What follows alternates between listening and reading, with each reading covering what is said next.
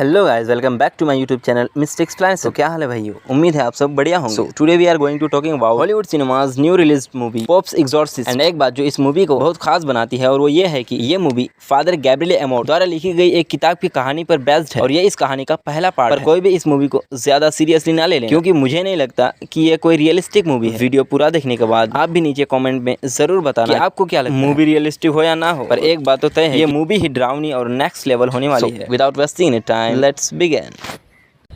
Movie की शुरुआत 4 जून 1987 को इटली के ट्रोपिया से होती है, जहां पर हम लोग एक फादर को देखते हैं जिसका नाम गैब्रिएल होता है और वो घर में जाता है जहां पर पहले से ही एक दूसरा फादर होता है और वहां पर एक फैमिली भी होती है। उसके बाद गैब्रिएल एक बच्ची से जाकर मिलता है और कहता है कि तुमको प्रेयर करना आता है, जिसके बदले वो बच्ची कहती है कि हाँ मुझे प्रेयर करना आता है। फिर वो प्रेयर करने लगते हैं। उसके बाद गैब्रिएल उस फादर को एक सुअर लाने को कहता है। फिर वो एक कमरे में चला जाता है और वहाँ पर एक लड़का बिस्तर पर लेटा हुआ रहता है और वो लड़का कहता है कि मैं शैतान हूँ, जिसके बदले गैब्रिएल कहता है कि मुझे तो ऐसा नहीं लगता। फिर गैब्रिएल उस लड़के के बातों में उलझने लगता है। फिर गैब्रिएल कहता है कि तुम इतना ताकतवर नहीं हो, जिसके बदले वो लड़का कहता है कि मैं किसी को भी काबू कर सकता हूँ। और गैब्रिएल कहता है कि क्या तुम इस सुअर को काबू कर सकते हो? और वो लड़का कहता है कि हाँ। फिर वो शैतान जैसे ही उस सुअर के अंदर जाता है तभी वो दूसरा फादर उस सुअर को मार देता है।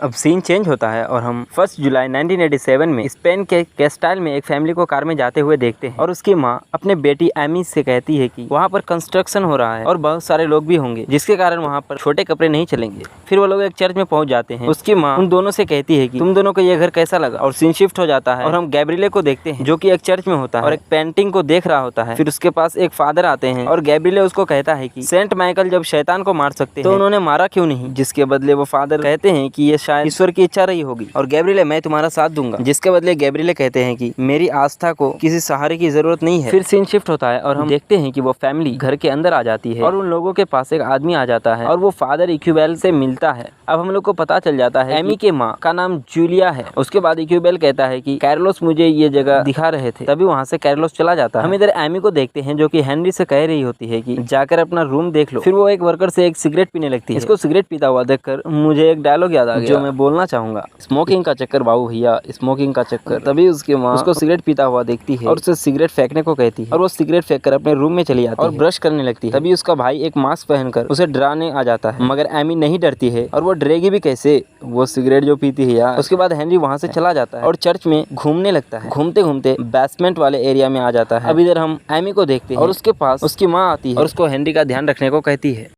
अब हम गैब्रिएल को देखते हैं जो कि एक सभा में होता है और उसको पूछा जाता है कि कुछ दिन पहले क्या तुमने भूत मुक्ति का प्रक्रिया किया था, जिसके बदले गैब्रिएल कहता है कि मैंने कोई भूत मुक्ति नहीं की। इसके बाद उन लोगों के बीच में बहस छिड़ जाती है और गैब्रिएल बीच सभा में उठकर वहां से चला जाता है। उसके बाद सीन शिफ्ट होता है और हम जूलिया को देखते हैं जो कि अपने बेटे हेनरी के पास जाती है जो सो रहा होता है। फिर अगले सुबह हम वर्कर को देखते हैं जो कि बेसमेंट वाले एरिया में काम कर रहा होता है। फिर वो लोग एक हॉल को देखने के लिए जैसे ही आग लगाते हैं तभी वहाँ पर एक ब्लास्ट हो जाता है। उसके बाद कैलरोस जूलिया के पास जाता है और कहता है कि हमारे लोग अब यहाँ पर काम करने वाले नहीं और ये बोलकर वहाँ से चला जाता है। फिर हेनरी को देखते हैं और उसके शरीर को शैतान कब्जा कर लेता है और उसी वक्त एमे अपने मोम को बुलाती है और जूलिया आ जाती है। तभी हेनरी उन दोनों को कहता है कि दोनों मरोगे। उसके बाद जूलिया हेनरी को लेकर डॉक्टर के पास जाती है, मगर रिपोर्ट क्लियर होता है। फिर डॉक्टर हेनरी को लेकर साइकोलॉजिस्ट के पास जाने को कहता है, मगर जूलिया हेनरी को लेकर घर आ जाती है। जूलिया और एमी को पता चल जाता है कि हेनरी शैतान के कब्जे में है। फिर वो दोनों इक्यूबेल को बुलाती है, मगर वो कुछ नहीं कर पाता है। अब सीन शिफ्ट होता है और हम चर्च के होली फादर को देखते हैं और गैब्रिएल को बुलाता है और हेनरी की मदद करने को कहता है। फिर गैब्रिएल तुरंत स्पेन निकल जाता है और चर्च के बाहर पहुंचकर इक्यूबेल से मिलता है और वो हेनरी से मिलने जाता है। वहां पर जाकर गैब्रिएल शैतान से कहता है कि तुमने इस लड़के को क्यों चुना, जिस पर शैतान उसको कहता है कि मुझे मजा आता है और मैं तुम्हें तुम्हारा भयानक सपना भी दिखा सकता हूं। उसके बाद गैब्रिएल वहां से निकल जाता है।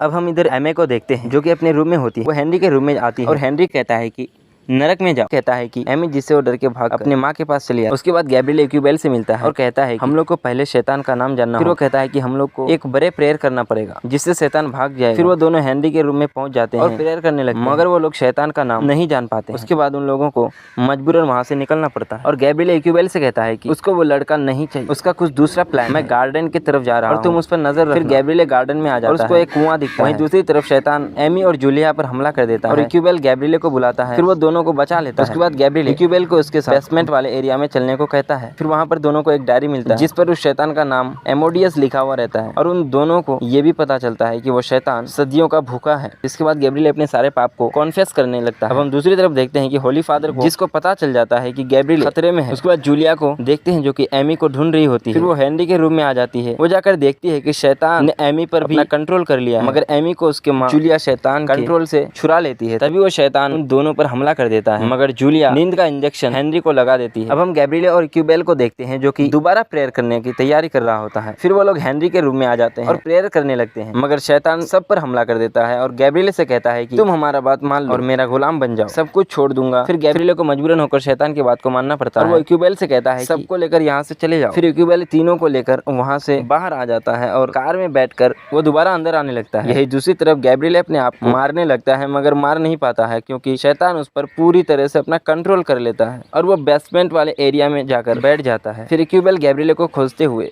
बेसमेंट वाले एरिया में आ जाता है और गैब्रिएल से कहता है कि आप शैतान से लड़ सकते हैं। फिर इक्यूबेल प्रेयर करने लगता है और गैब्रिएल अपने आप को कंट्रोल कर लेता है। दोनों मिलकर शैतान का खात्मा कर देता है। उसके बाद दोनों होली फादर के पास जाते हैं और होली फादर गैब्रिएल काम देते हैं। उसके बाद एक दूसरे फादर आता है और दोनों को दुनिया में पहले शैतान की जगह के बारे में बताने लगता है और यहीं पर मूवी की एंडिंग हो जाती है। इस वीडियो में हमारा सफर यहीं तक रहा। मिलते हैं किसी नेक्स्ट वीडियो में किसी नेक्स्ट एक्सप्लेनेशन के साथ। तब तक के लिए take care. So support and keep watching mister explanation.